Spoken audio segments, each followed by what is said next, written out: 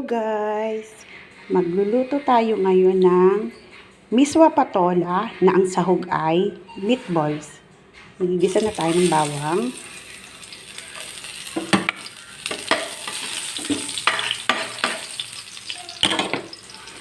Sunod na rin natin ang sibuyas.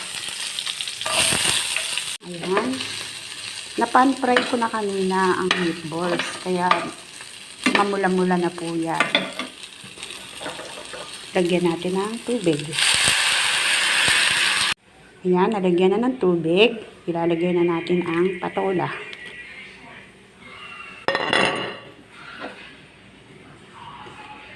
Natin ang paminta.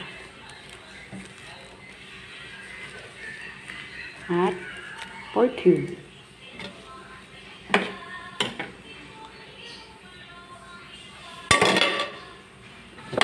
Takpan muna natin. Hintayin natin kumulo.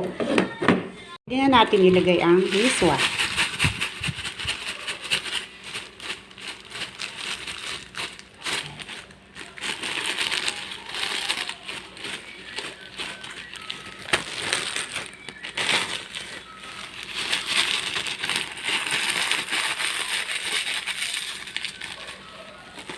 At lagyan na rin natin ng konting magic sarap. Halu-haluin lang.